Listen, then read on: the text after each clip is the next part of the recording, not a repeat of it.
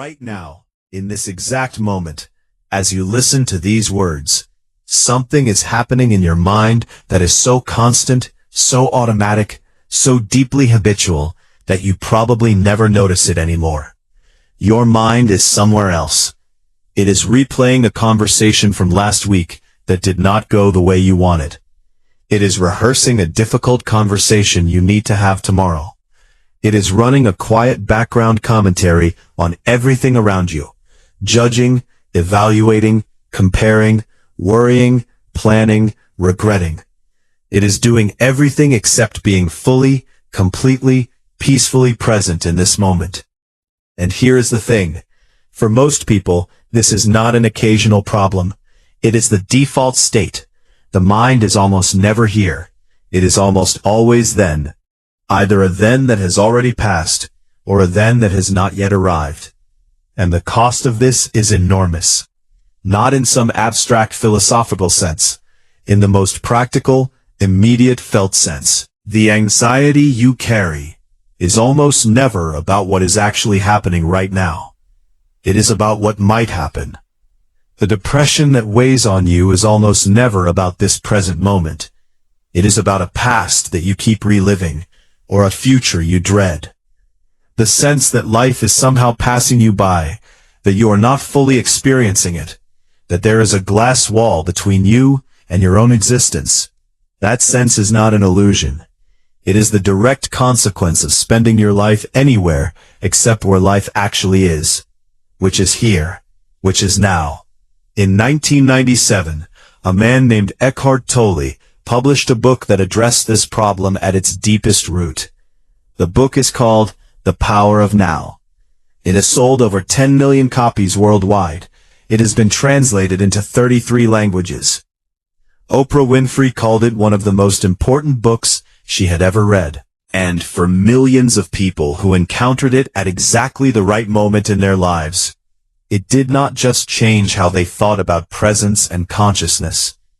It changed how they experienced being alive. Tolle is not a conventional self-help author. He is not offering a productivity system, or a morning routine, or a set of techniques for optimizing your performance. He is pointing at something far more fundamental.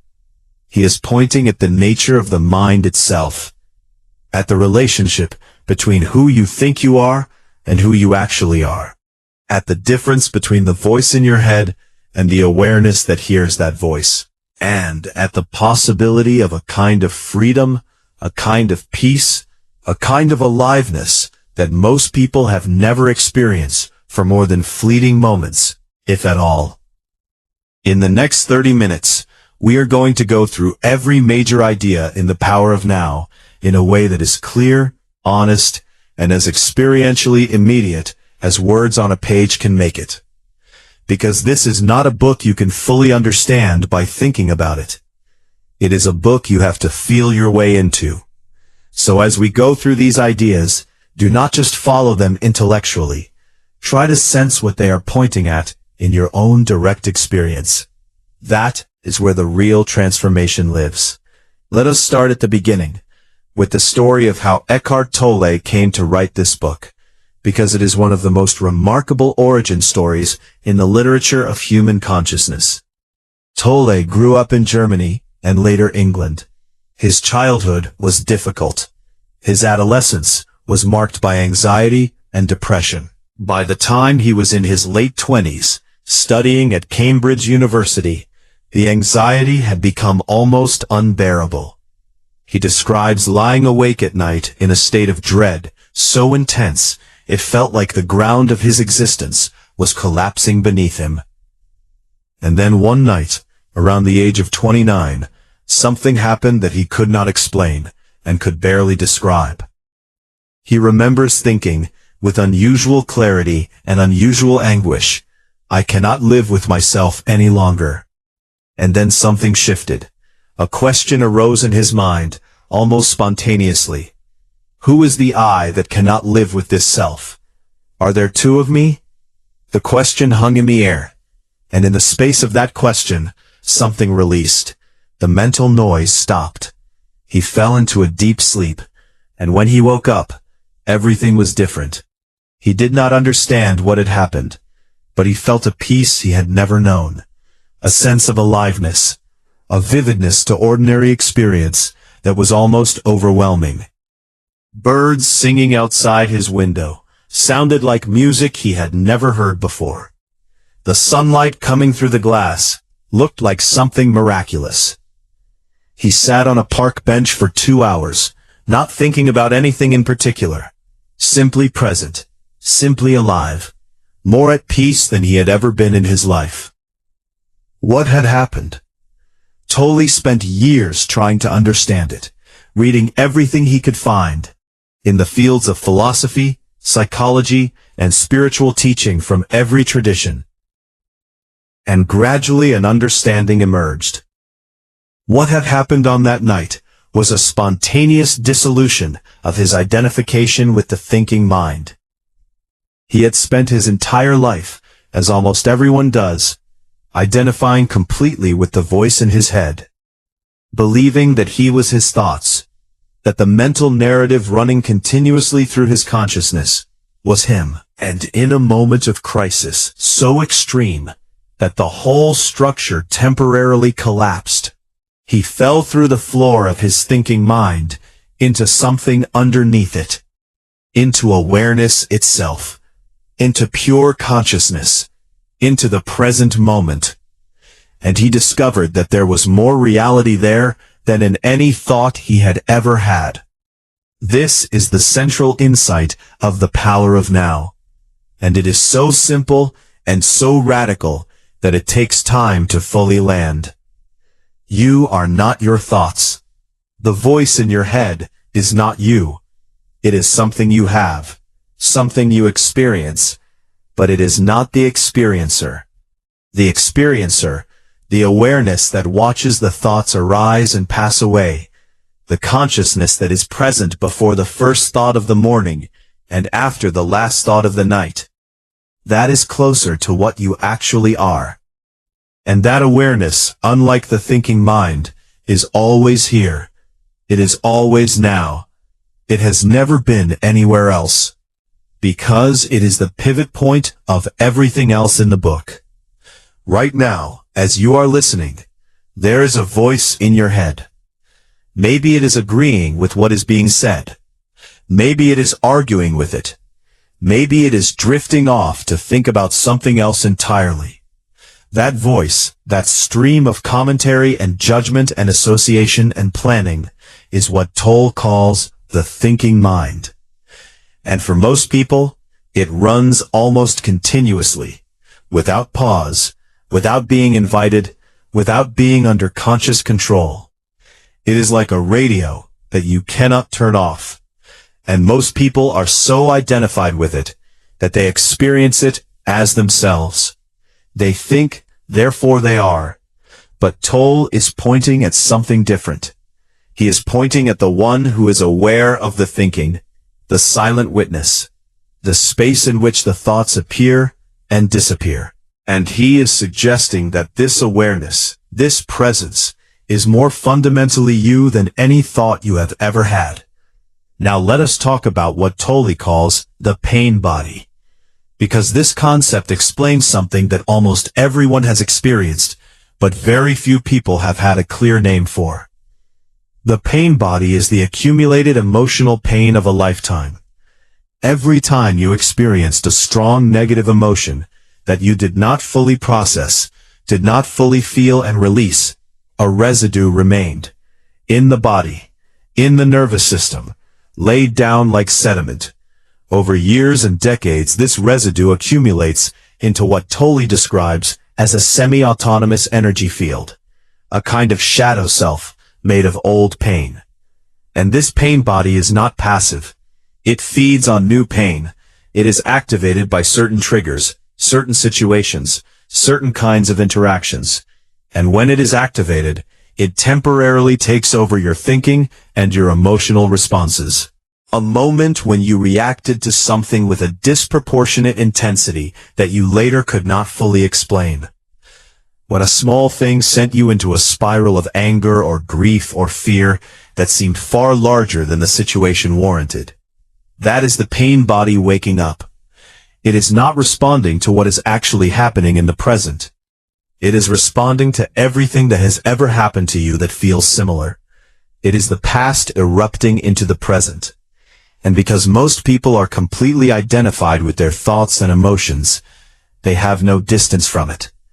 They do not experience the pain body as something happening to them. They experience it as themselves, as who they are. Tolle's solution to the pain body is not therapy, not analysis, not trying to understand where it came from or why it is there. His solution is presence, awareness, the simple but profoundly challenging act of watching the pain body arise without being consumed by it. When you are present enough to observe your own emotional reaction, to feel it in your body without immediately being swept away by the thoughts it generates, something changes. The pain body cannot survive in the light of conscious presence. It needs your identification to sustain itself. When you withdraw that identification, when you become the observer rather than the observed, the energy that was contracted and dense begins to release. This is not suppression. Tolle is very clear about this. He is not asking you to push your emotions down or pretend they are not there.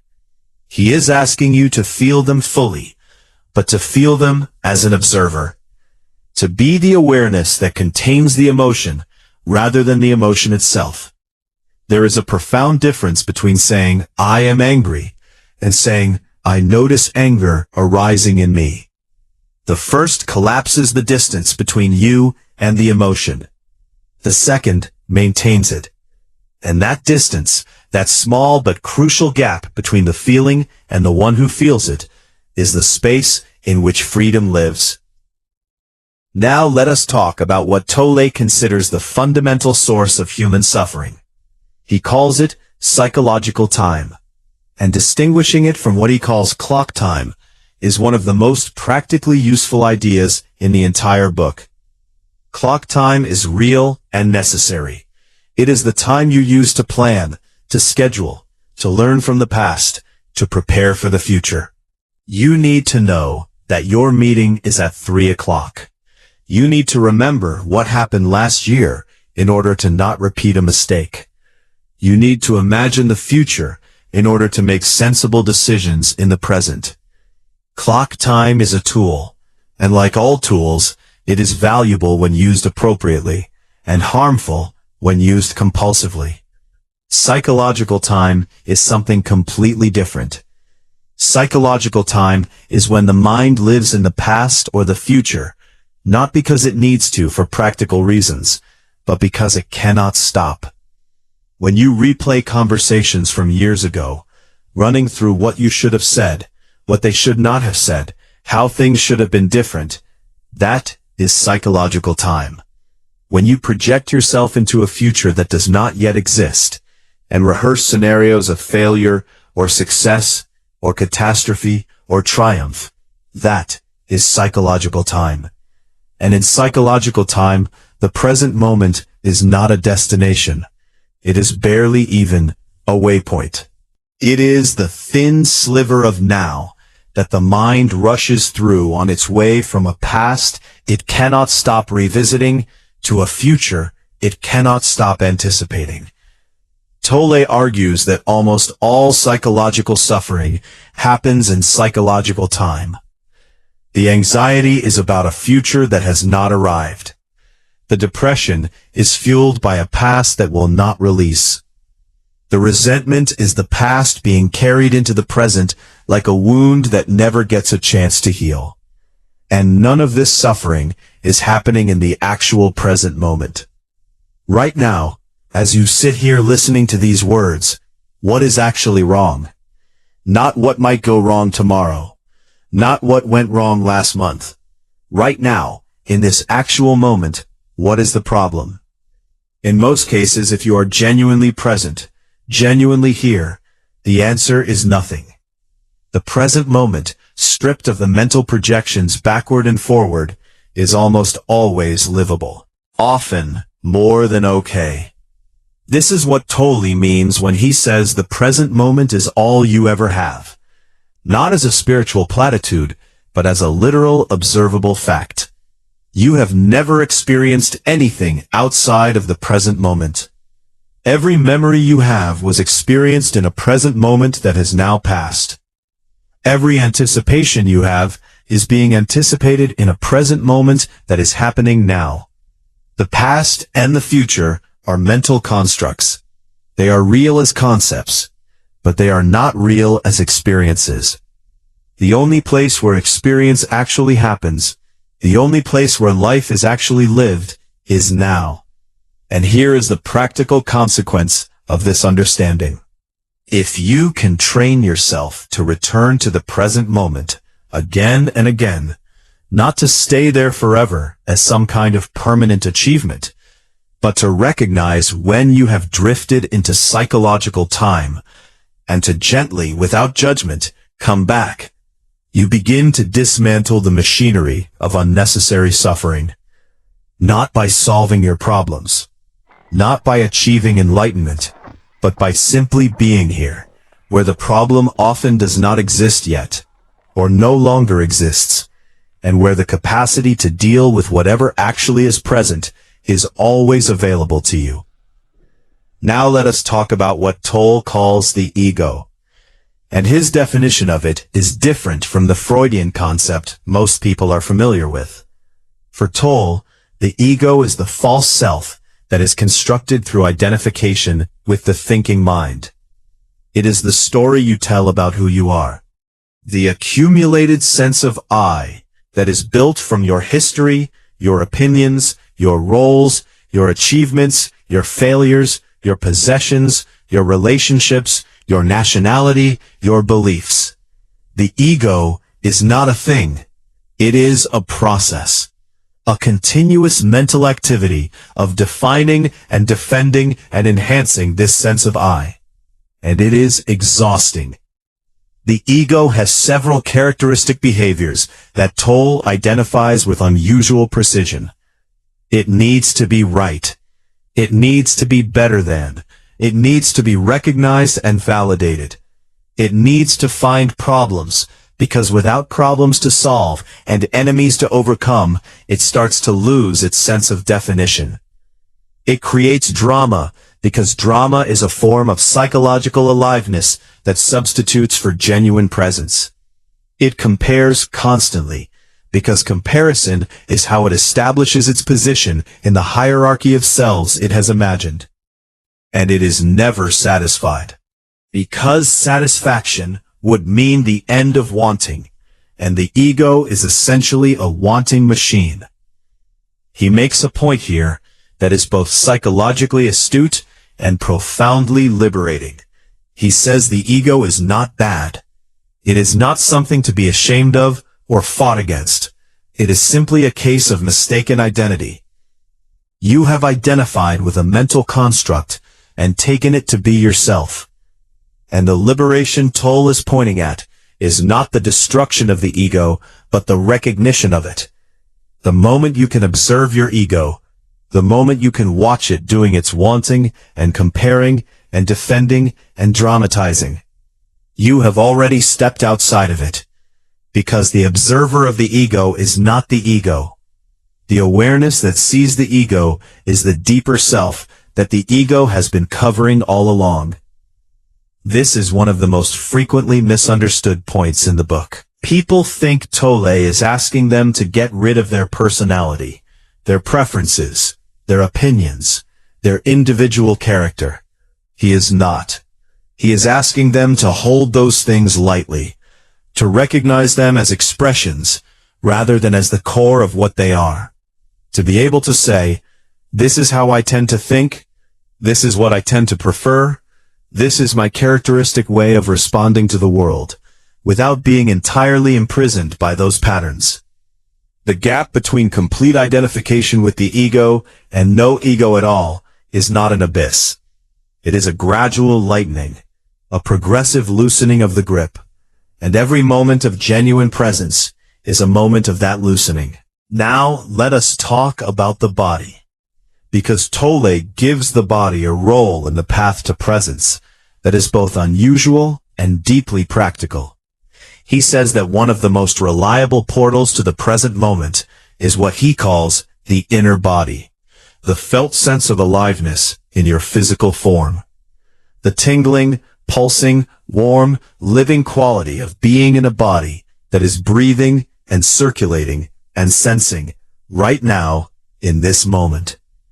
The thinking mind lives in the past and the future, but the body is always, always here. It cannot be anywhere else. The breath is happening now. The heartbeat is happening now. The sensation of your feet on the floor, the weight of your body in your chair, the air on your skin, all of it is now. And when you direct your attention into the body, when you feel your way into the inner aliveness rather than thinking your way through another mental circuit, you anchor yourself in the present moment more reliably and more immediately than almost any other technique.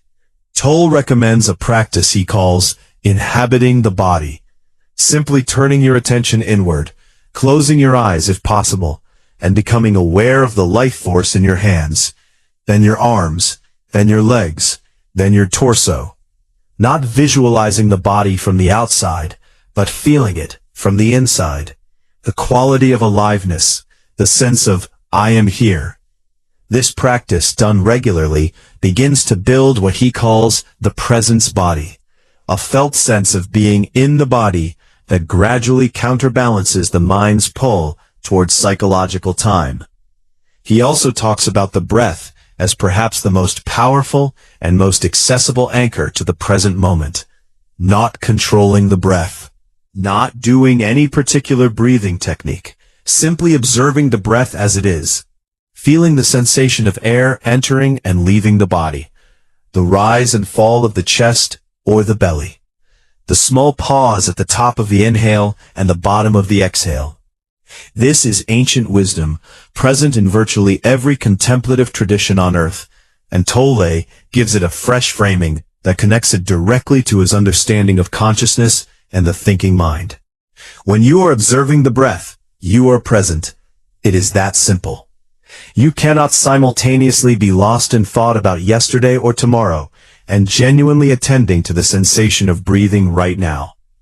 Attention can only be in one place, and when it is on the breath, it is here. Now let us talk about acceptance, because Tolle makes an argument about acceptance that is one of the most challenging and most liberating in the entire book. He says that the primary source of unhappiness is never the situation itself. It is your resistance to it. This is a profound claim, and it deserves to be unpacked carefully. He is not saying that difficult situations are not real. He is not saying that pain is not painful, or that loss is not devastating, or that injustice is not wrong. He is saying that there is always the situation, and then there is the mental and emotional resistance to the situation. And the resistance, the I should not be in this situation, this should not be happening, this is not fair, why is this happening to me, often causes more suffering than the situation itself. Not always, but often, and always unnecessarily. He distinguishes between pain and suffering. Pain is the direct, immediate, unmediated experience of something difficult.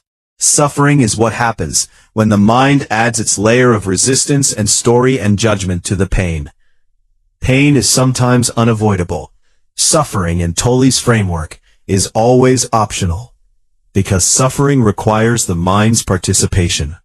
It requires the story, and the story can be let go.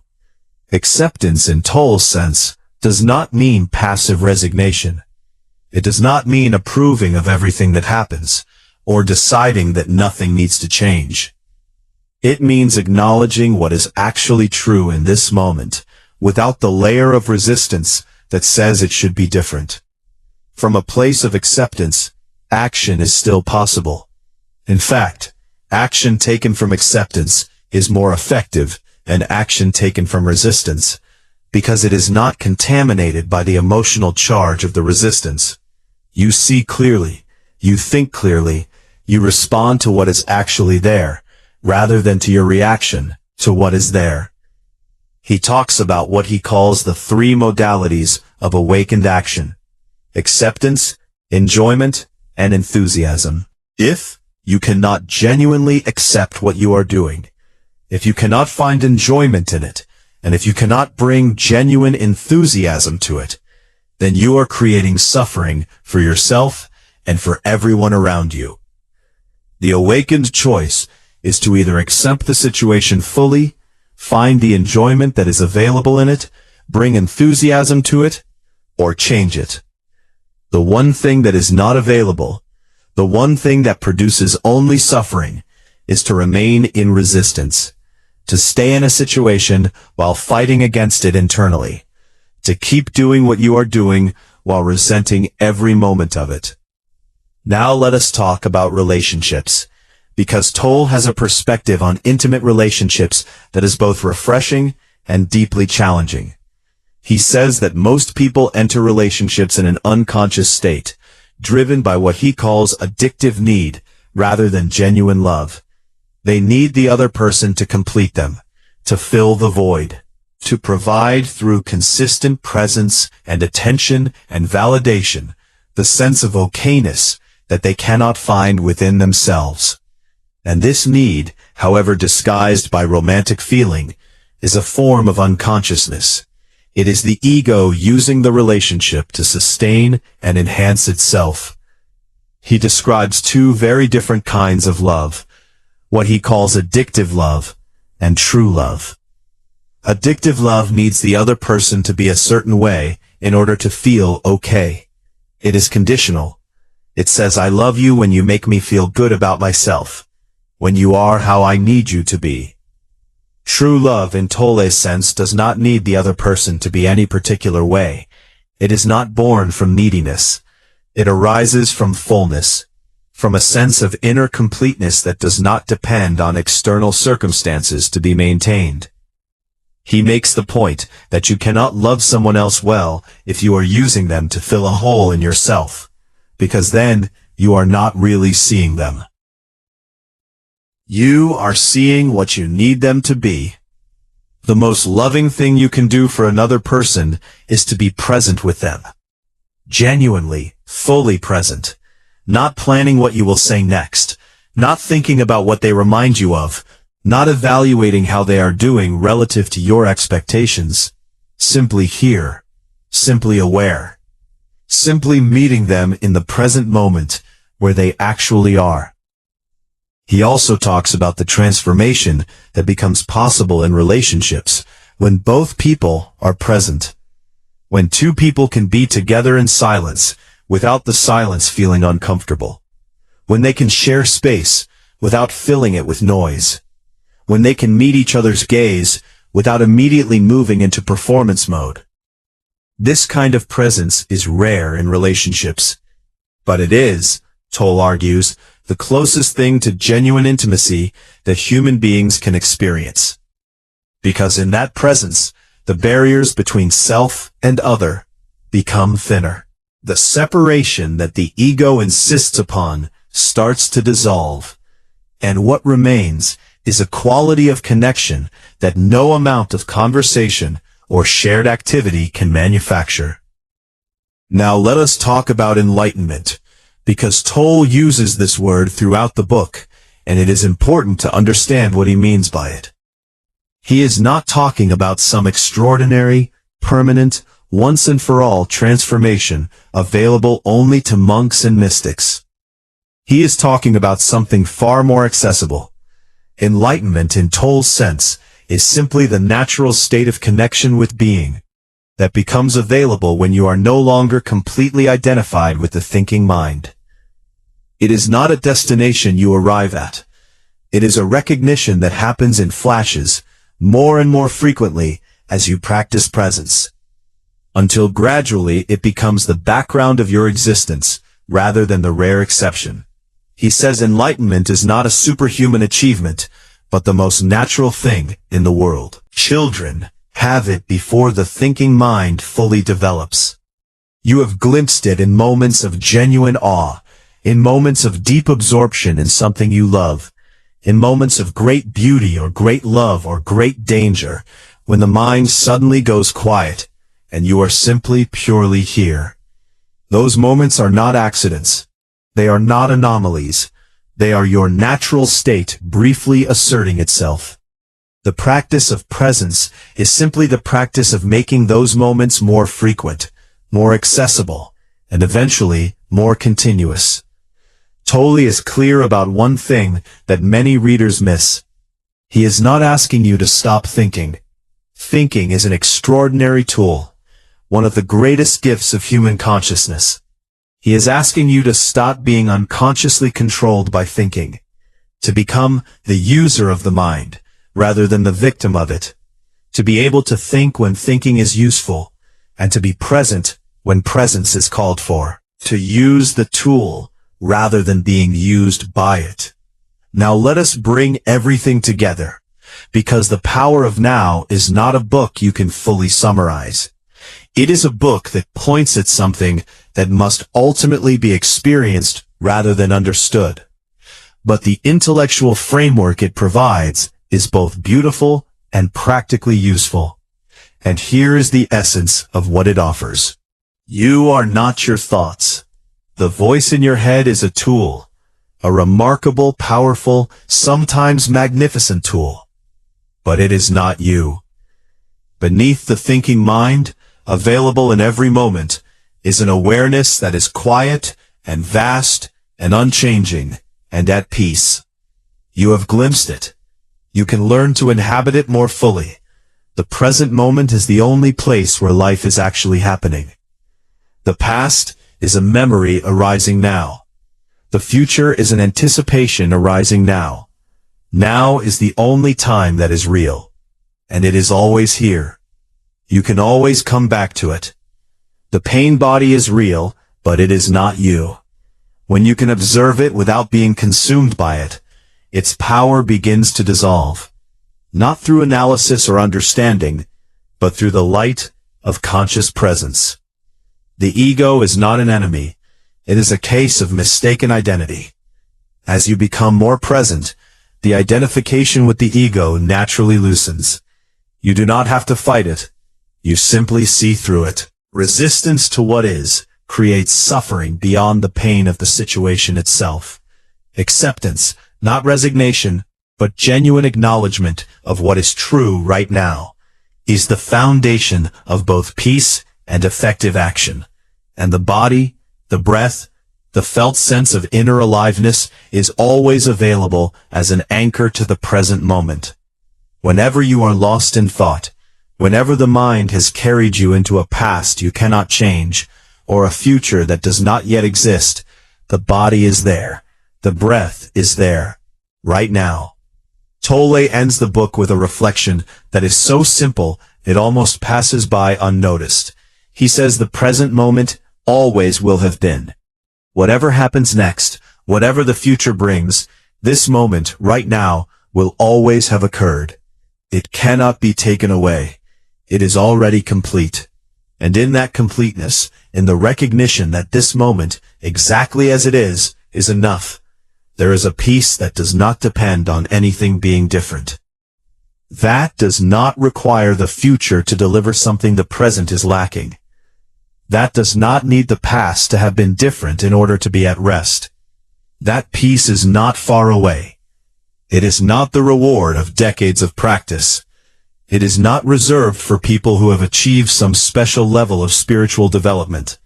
It is here, right now, in the only place it has ever been, in the only place anything has ever been, in this moment, in this breath, in this awareness that is reading these words right now, and has been here, quietly, all along.